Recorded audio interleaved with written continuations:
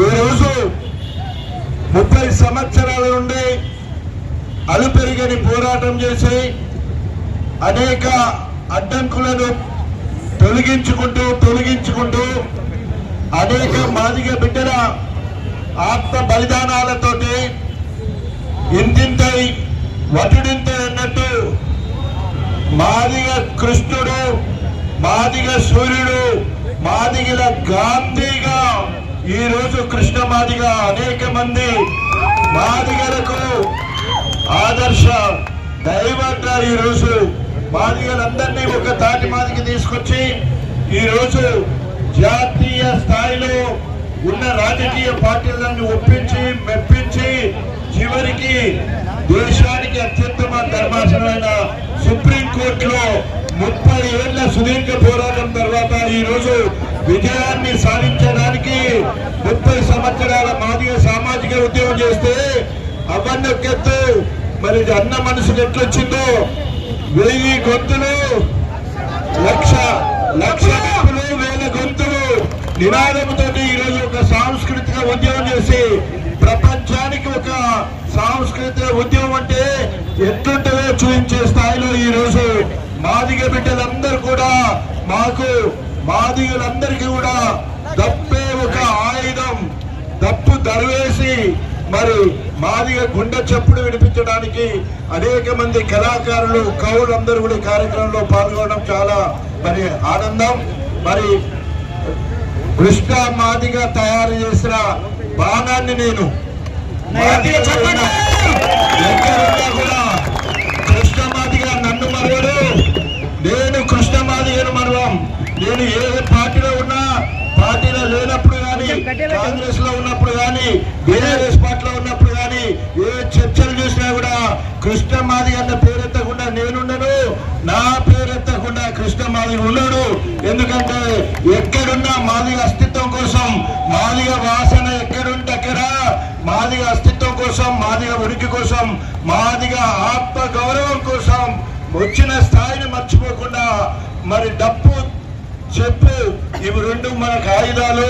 సమాజానికి ఇవి గొప్ప సేవ చేసే ఉద్యమంతో మాదిగ అస్తిత్వాన్ని కాపాడడానికి ఆనాడు సదాలక్ష్మి మలి ఉద్యమంలో దళితుడిగా అధికార కాంగ్రెస్ పార్టీ ఎమ్మెల్యే పదవికి రాజీనామా చేసి ఒక మాదిగ బిడ్డగా తెలంగాణ రాష్ట్ర సాధనలో మాదిగోడు మాత్రమే త్యాగం చేయగలరని చెప్పేసి తెలంగాణ రాష్ట్రం సాధించడంలో అప్పటి వరకు కృష్ణ మాదిగ నాయకత్వంలో ఉన్న దండోరా ఉద్యమకారులందరూ తెలంగాణ వస్తే మరింత తెలంగాణ వస్తే మా పర్సెంటేజీ ఇంకా పెరుగుతుందనే ఉద్దేశంతో తెలంగాణలో 70% మాదిగలు ఉన్నారు.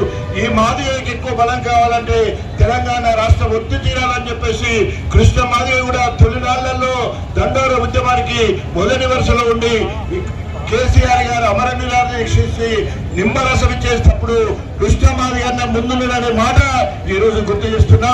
ఆ రకంగా అప్పటి నుండి ఇప్పటి వరకు తెలంగాణ అక్కడున్న బీఆర్ఎస్ పార్టీలో ఉన్నా కూడా మరి తెలంగాణ ప్రభుత్వం నుండి ఏకగ్రీవంగా ఎస్సీలను ఏబీసీలుగా వర్గీకరించాలని కొట్లాడి అసెంబ్లీ తీర్మానం చేసే అవకాశం తెలుగుదేశంలో చంద్రబాబుకు వస్తే, కాంగ్రెస్ లో వైఎస్ రాజశేఖర రెడ్డికి వస్తే, టిఆర్ఎస్ ప్రభుత్వంలో కేసీఆర్ ముఖ్యమంత్రి ఉన్నా కూడా వారి ఆశీస్సులతో ఆ తీర్మానం చేసే అవకాశం ఒక మాదిగ బిడ్డగా నాకే వచ్చింది.